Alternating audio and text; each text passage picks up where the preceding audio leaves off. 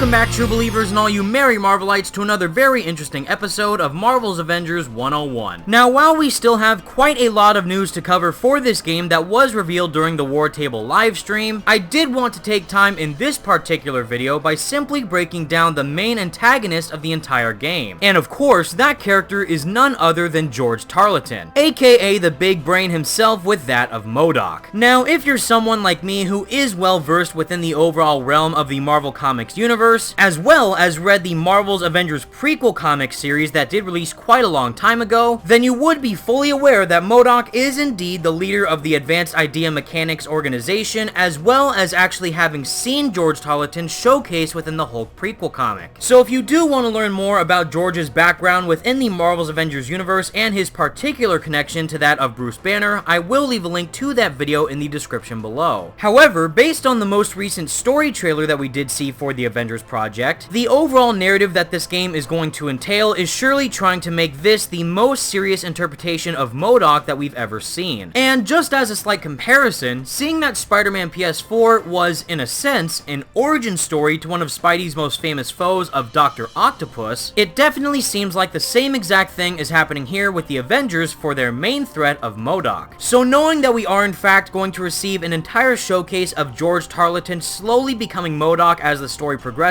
is something that I am very interested to see play out. Especially considering how well crafted the narrative was for Spider-Man PS4, I do hope I can say the same exact thing for Marvel's Avengers. But still, I'm keeping my fingers crossed that by the time the game launches, we will then truly be able to immerse ourselves in a fully encapsulating and engaging narrative that will truly surprise any and all Marvel fans. But moving on to M.O.D.O.K himself, we do have quite a lot of info about this universe's version of the character thanks to a great write-up on Game Informer's website. And as the article states, AIM promises to use science to not only protect the world, but also cure the inhuman infection that spread across the now quarantined San Francisco due to the Tarleton explosion. Unfortunately, while AIM may appear to have the best interests of the population in mind, the organization is anything but noble. The company, led by founding member George Tarleton, twists the public fear of the Inhumans into a fear of all who possess superpowers. While the emergence of Ms. Marvel is a positive side effect of the catastrophic events of A-Day, she isn't the only central character affected by the Tarleton blast in San Francisco. George Tarleton was also caught in the explosion and left injured and disfigured. The after effects of the blast and exposure to the Tarleton caused Tarleton's brain to grow massive. Tarleton tries to recruit Kamala, saying he can help cure her of the Inhuman sickness, but she doesn't buy it and she escapes AIM custody to bring the conspiracy to Bruce Banner, Tony Stark, and the rest of the Avengers. So again, I really do appreciate that the writers are trying to flesh out M.O.D.O.K as much as possible by showcasing who exactly he was before he went all big-brained on us. And alongside of that, if you did manage to read the prequel comics, you would know that George Tarleton was actually a former S.H.I.E.L.D. agent before he became a founding member of AIM. So just knowing that George will have most likely helped out the Avengers in the past before he went on his AIM crusade is just a nice touch to his character. But moving on with the article itself, this is where we start to dive into the reasoning as to exactly why the creators chose M.O.D.O.K to be the villain of this game in the first place. And even though they did lightly touch upon that within the War Table livestream, we now have a complete analysis of M.O.D.O.K's character from the creative director himself of Sean Eskai. And as the article states, reuniting the Avengers is a task easier said than done. Not only are the heroes spread out and isolated, but they are often at odds with each other thanks to the distrust sown by AIM and Tarleton, or M.O.D.O.K as he's come to be known. In fact, Tarleton's transformation has made him even more brilliant than before. This combination of technological might and super genius intellect make him a major threat to the Avengers. While those who have only watched the Marvel Cinematic Universe films might not know who M.O.D.O.K is, comic readers are well versed in the character's insidious nature. We wanted a villain that was a formidable Avenger-level threat, but more intelligent than the average villain. Not just using technological might, but his ability to divide from within. His ability to propose a very provocative solution,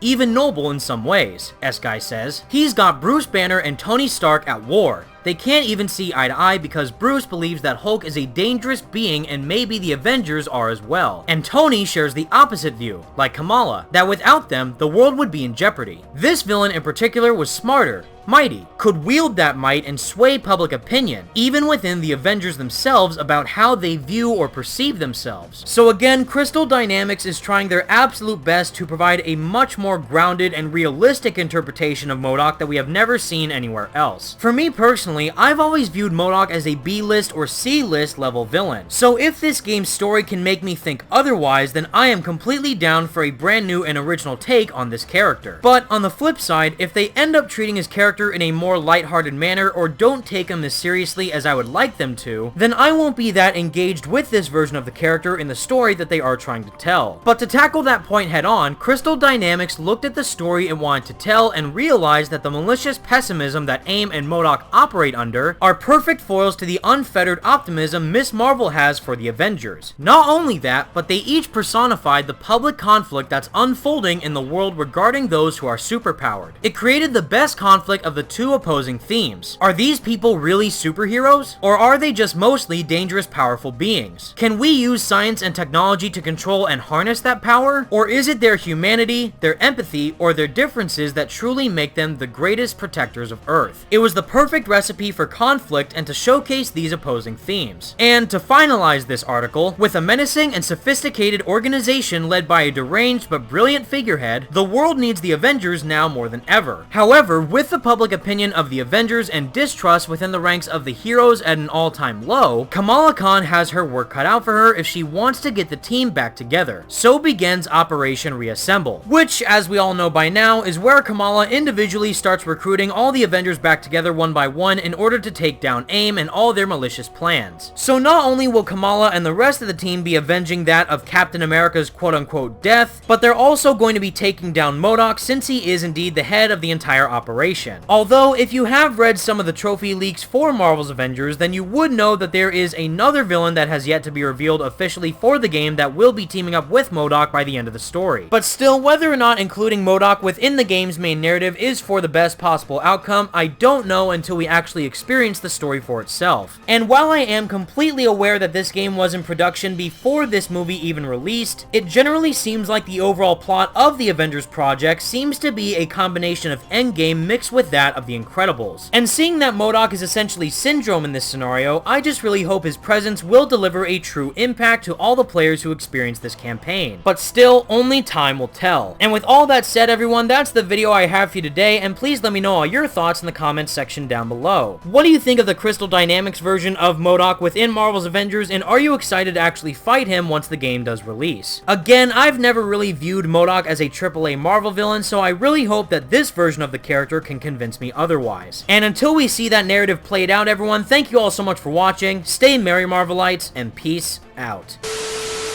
I will rid the Earth of superpowers, even if it has to end with me. And when everyone's super, No one will be.